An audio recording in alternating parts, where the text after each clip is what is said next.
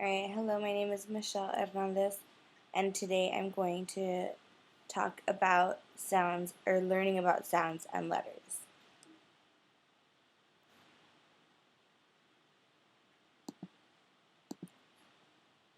Okay, so some reconsider the teaching of reading and writing. They think it's very difficult because of the unpredictability nature of the English language. So actually 80%, 84% of the English words conform to the regular spelling patterns, but the remaining 16%, only 3% are highly unpredictable, which is not that much, not something to really be intimidated by. This is why it's important to teach children the common sound spelling relationships, and it helps them attend to common spelling patterns in words. And so educators must have a working knowledge of the different sounds in our language and the spellings that create those sounds. So basically, linguistics. They should have some kind of background in this. So teachers and linguistics. In Louisa Mote's survey, only about 50% of the teachers could successfully answer most of the 5 questions that she had asked on her survey. So 10 to 20% can identify consonant blends. Almost none of them could consistently identify digraphs, and less than 50% of them could identify the schwa sounds in words. And 30% knew the conditions in which the letters CK were used to stand for the K sound. So again, if you're going to be teaching reading and writing, these are things you should probably have some kind of background knowledge in. You don't need to be a master in linguistics, but knowing some of the basics would definitely help. So these teachers actually did so poorly because they had a lack of training in phonics and linguistics.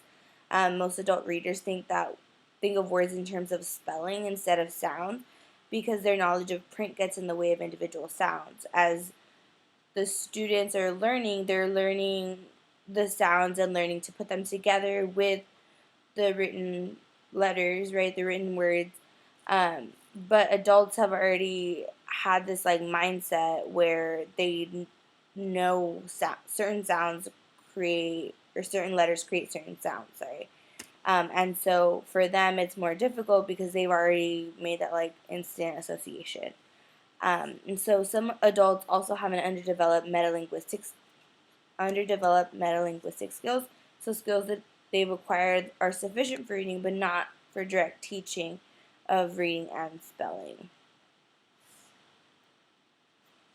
So with the basic knowledge of phonics and linguistics, you can help your students by interpreting and responding to errors. So you can use their mistakes to modify instruction then and there, or you can even take what they maybe need a little bit more help understanding and incorporate that into the next lesson for the next day. Um, it also help. You can also help by choosing the best examples for teaching decoding and spelling, so you can help children distinguish auditorily confusing sounds such as the E and the I, and use words for clear examples. And this way, they're able to recognize it more efficiently and more quickly. You can also organize and sequence information for instruction, so you'll be able to separate the introduction of auditorily confusing sounds, such as the E and the I, and teach easier concepts before moving to complex ones. So typically that's the order that teachers teach certain topics anyways. They teach the simpler topics, and that helps reinforce the more difficult topics later. And so you can also use your knowledge of morphology to explain spellings. So you can use your knowledge of roots and explain that patterns and guide the students to figure out word meanings. So this is where like the Greek and Latin roots come in. But this is typically taught in like 4th grade and up because it's something a little more difficult for 3rd grade and below to understand. You can also integrate the components of language instruction, so you'll be able to take better advantage of the teachable moments and more completely integrate the language arts. So like I said earlier, you'll be able to find where your students are having some trouble and then maybe fix it right then and there instead of having to go into it in so much detail later. So, what is linguistics? We've been talking about it for the last few slides. So, linguistics is actually defined as the formal study of language and how it works. So, you actually don't have to be a linguist in order to effectively teach reading and writing, but a deeper understanding of our language can enhance your teaching abilities. Um, One of the classes that I took last semester actually was linguistics, and so what I really liked is that it's tying in to this class and how we teach our students to read. And so the sounds of English, a phoneme, so these are just some key vocab words. A phoneme is, the smallest unit of sound that distinguishes one word from another. So some words actually differ by only one phoneme. So like cat and hat, right? The only difference the only difference is the first letter. Men and pen, right? Again, the only difference is the first letter. The rest of the word sounds the same. A grapheme is a written representation, so it's a letter or a cluster of letters, so of one sound. So the B sound is represented by the letter B, because sounds cannot be written down, right? So we represent them with letters. The word, some examples. So the word sat has 3 phonemes, right? The sat, and the 3 graphemes, so the S, the A, and the T. So linguists actually, fun fact, cannot agree on the actual number of sounds in the English language. So it varies according to dialect, the individual speech patterns, the changes in stress, and so on. One thing that we did learn in our linguistics course is that, like, depending on what region you live in, right? We focused on like the U.S. only, but depending on where you live, that can also change the number of sounds in, right, the English language, depending on who you talk to or which linguist you talk to. So there are 44 common phonemes. So those are the ones we focused on in the text. Those are the 44 basic ones that we go over, especially with our students. And so these are represented by the 26 letters of the alphabet individually and in combination, plus certain letters make multiple sounds. So like the S's and the C's, right? The C can sometimes sound like an S, but it can sometimes sound like a K. So things like that. So going into our consonants, so there are 21 consonants in the English alphabet, and of the 44 English phonemes, 25 of them are phonemes, right? Or consonant phonemes, sorry about that. 18 of them are represented by a single letter, so like the B and the M, the B and the M. 7 of them are actually identified by a digraph, so the sh and the ch sound. So the digraph, just another vocab word, is a letter cluster that stands for one sound. So our consonant categories, there are 1, 2, 3, 4, 5 of them. So the plosives are the stops, the letters whose sounds are formed by closing or blocking off airflow and then exploding a puff of air. So the B sound, right? So your lips close together, but you're still pushing air out. So the B, and then the D sound, right? And so on. We also have fricatives, and so those are letters whose sounds are formed by narrowing the air channel and then forcing air through it. So this creates a friction in your mouth to the F sound. So my teeth, when I'm making the F sound, my teeth are getting closer to my lower lip, but not necessarily touching, and I'm blowing the air out. So F, and then V, and then the Th sound, and so on. A subcategory off of that would be the fricative, which is a sound produced by the sequence of a stop followed by a fricative, so the ch sound and the j sound. We also have our nasals, and those are formed when our mouths are closed and we're forcing air out through our noses, so the sounds and the sounds, right? We also have liquids, which are formed by interrupting the airflow slightly, but no friction results. So the L sound, right?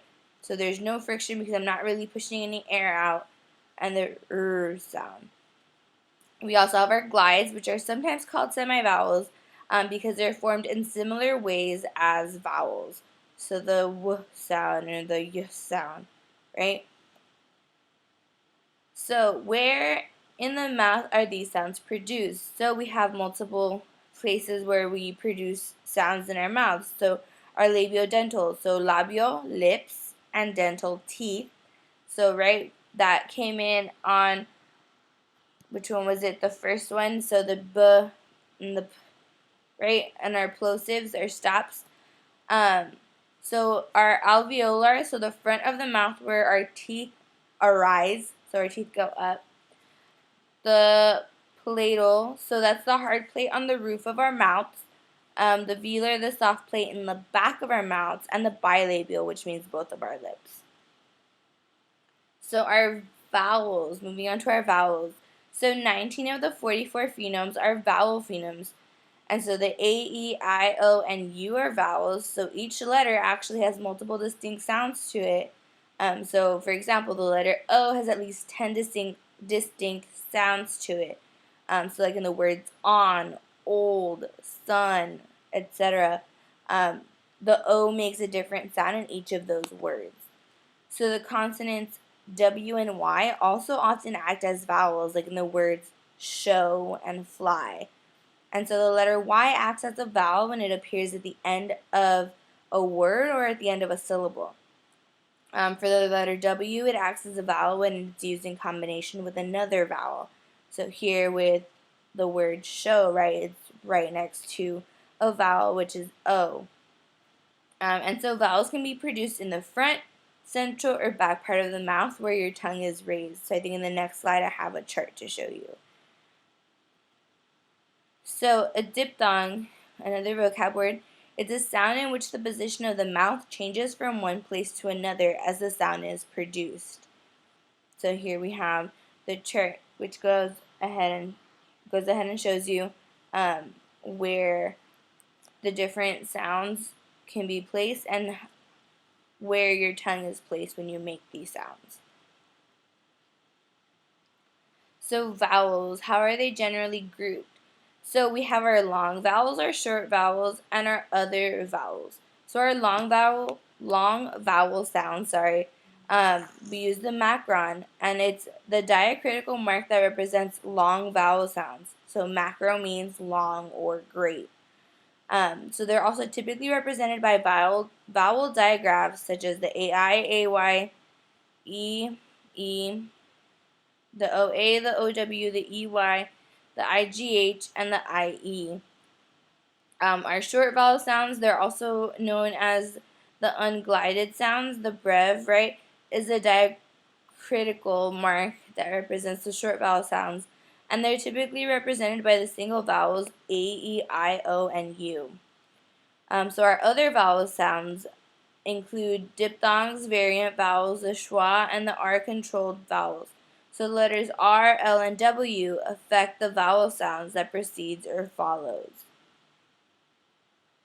So many vowel generalizations, are typically unreliable. So, for example, the generalization that goes, when two vowels go walking, the first one does the talking. It's actually not accurate or true 100% of the time. It's only accurate 45% of the time. It can be used as a generalization, not as a rule, but only to the vowel digraphs, the A-I, A-Y, E-E, and O-A. So it's not necessary to teach some of these generalizations to children because some of them will try to use them as like a fixed rule, and it'll end up confusing them in the long run, and then they'll just end up making more mistakes along the way. So some rules for using some guidelines, for using rules or generalizations. So you don't want to make them the emphasis of the phonics instruction. So they should be used as tools to help the children focus on the correct spelling patterns and to recognize unfamiliar words, but they should not be taught, or they shouldn't be the centralization or the central topic of your lesson. So you also should only teach the rules and generalizations with the most utility. So only teach students what will help them the most, right? We don't want to confuse them with information that they won't need or that they are not yet able to understand. So we want to keep them short and sweet and simple. That way it's easy for our students to understand. We also want to emphasize applying the generalizations instead of just talking about them, because once you apply them, once you actually put them into practice, students don't necessarily need to spend instructional time learning them. That way you can move on with whatever you need to move on with. You also don't want to, sorry, this should say teach. You also don't want to teach the rules or generalizations too soon or too late. If you do that, then the students may not be able to understand and apply them in the way you wish them to. Sorry about that. In the way you wish them to, and so then it'll end up kind of frustrating because you would expect them to do them the way you're asking them to, but because it was taught too soon or too late, the kids are confused. And you also never want to teach these as absolutes. You want to use the term generalization instead of using the word rule when you're teaching them, so that students don't get confused and think of them as a for sure thing. And you also want to make sure that the students are aware that these generalizations have exceptions and cannot be used all the time, because there are some students who will try to use them all the time, but they might not always work, and so it might end up hurting them more than helping them. So some generalizations that we found where when two of the same consonants appear side by side in a word, only one is heard. So an example is the word berry, right? Two of the same consonants appear side by side, only one is heard. So the two R's, the exception would be the word utility, right? And so, or sorry, suggest. So 99% utility. So you can't use that all the time because in the G, right, it's only two G's, but you hear both of them because it's a longer J sound. So second one, when the letter C is followed by the letter O or A, the C stands for the K sound. So example, cat. So because we don't have any exceptions to this rule, it's 100% utility. So you can use this one 100% of the time. So the next one, if there is one vowel in an accented syllable, it has its short sound. So example, the word city. But the exception to this is the word lady. So this, based off of other words that are also exceptions, this is only true 61% of the time. So you cannot use it all the time. Another one would be if the first vowel sound in a word is followed by two consonants, the first syllable usually ends with the first of the two consonants. So the word bullet, right? Two syllables. But the exception to this word, or to this generalization, sorry, is the word singer. So based off of other rules that, or other words that don't necessarily follow this generalization, this generalization can only be used 72% of the time. So structural analysis, so using word parts, children encounter a growing number of multi-syllabic words as they begin reading. So the compound words, which are made up of two smaller words, typically the definitions of these words are literally just the two words put together. The example from the text was the word doghouse, right? And so when you separate those words and you think about what it would really mean, it's a house for a dog, right? So pretty simple.